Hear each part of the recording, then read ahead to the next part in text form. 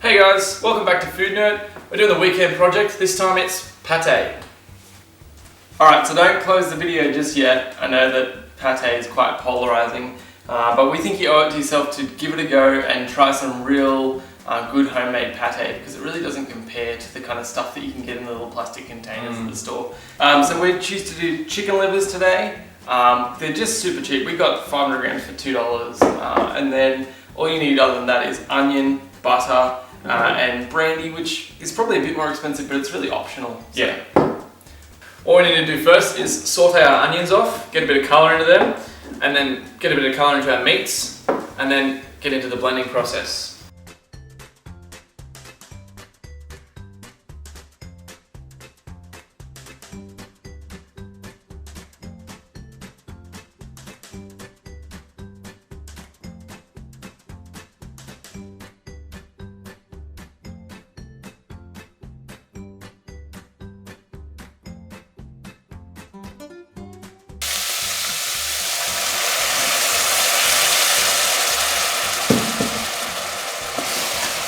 This is just like deglazing. Yeah, when you deglaze, you want to actually scrub the bottom of the pan with your thing. You're just going to fetch all that flavour off the bottom.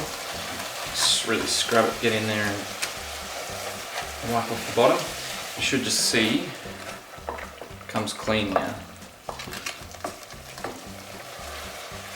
Alright, we've got our livers and our onion cooked, and we put the brandy in and deglazed with that. And now we're just going to blend this up so that it all starts to form a bit of a paste. We don't want to add anything else at this point, we just want to blend it up, and then we'll show you the next step.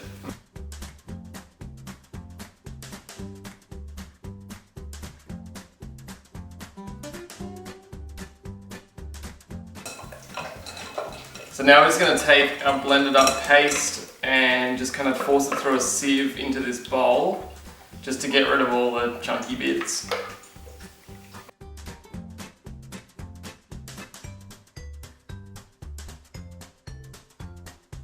At this stage, a lot of people might need to take a swig of brandy just for the unsightly pâté and the smell. It is a bit wrong looking right now. So there you go. Life is pain. Alright, so we're just going to spoon this into our smaller processor because we've got less, but also because it'll actually keep the stuff moving around a bit better. So we're just going to... So we've pretty much got the meat paste to where we want it. Like it's looking good as far as like the consistency of the livers. Doesn't look good, but we need...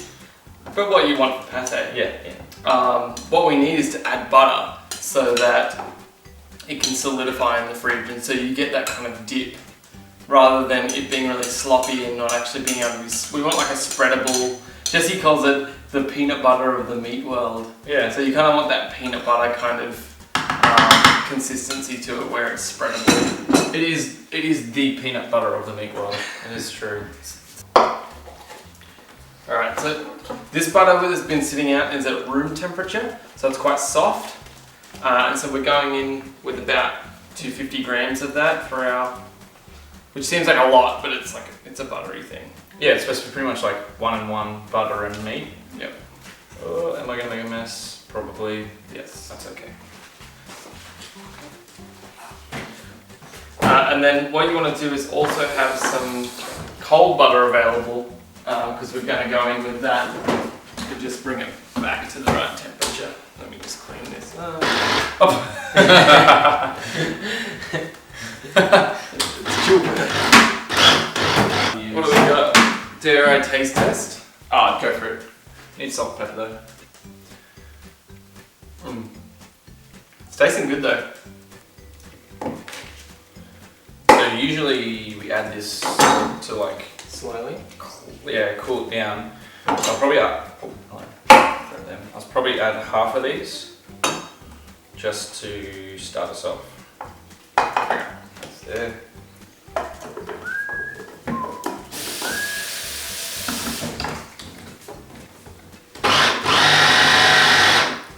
Does this spin if you don't hold it properly? A little bit. It's cooled down a fair bit, which is good. like when you taste it, it's not hot on your finger. A lot of that happens when you move it as well.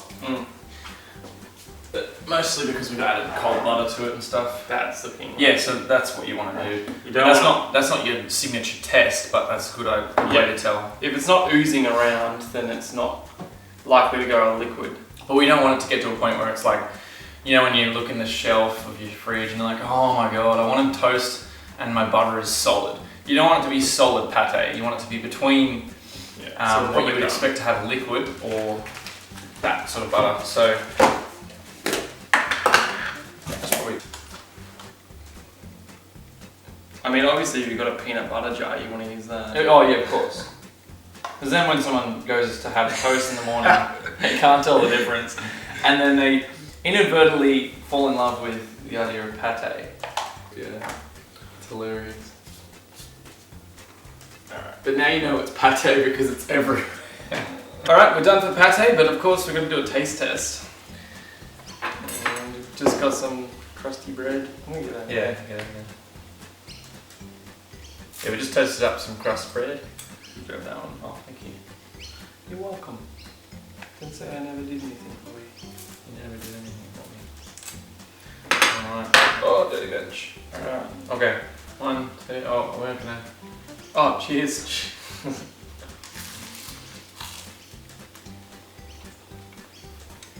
So buttery. But that's what you want, right? Yeah. Not in a good way. I'm gonna eat the hell out of that. That's like, I think the salt we added at the end was like perfect amount. Yeah.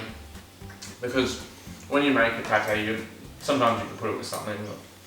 You might want to sprinkle a little bit of salt or pepper on just to make it different. That'll be the one ingredient that we don't really have a measurement for. Yeah, you can't just salt the taste. You have to just taste and see, because it's really what you're looking for. If you want to kind of take this recipe to another level, you could use cognac instead of brandy. You could use port instead of brandy and have like a winey flavour. You could use more brandy instead of brandy. You could try and find duck livers and use duck livers. Yeah, that's true, duck liver. I mean, there's a little bit of an ethical issue behind that. I mean, but we don't find foie gras, but you can find duck livers. But yeah, it's much cheaper with chicken liver. This recipe probably costs us like $2 a kilo, maybe $6 or something. Yeah, but over a kilo, it's probably $2-3. Yeah, you know what I mean. Super cheap. So this would have cost us probably $5 for that whole thing, and that'll last ages. Like just as far as. That's just like an entertainment thing. You just chuck it out, and like that doesn't look too bad on a platter. You just chuck it on. There's pate, everybody. If you're me, you just eat a buttered spoonful. Yeah, shamelessly. Oh, or on your toast in the morning like peanut butter. So that's our pate. Let us know if you try that. We'd love to see your variations on chicken liver pate. But thanks for watching. Check out our other videos. Subscribe if you want to, and we'll see you in the next weekend project. See ya. It really is the peanut butter of all meats.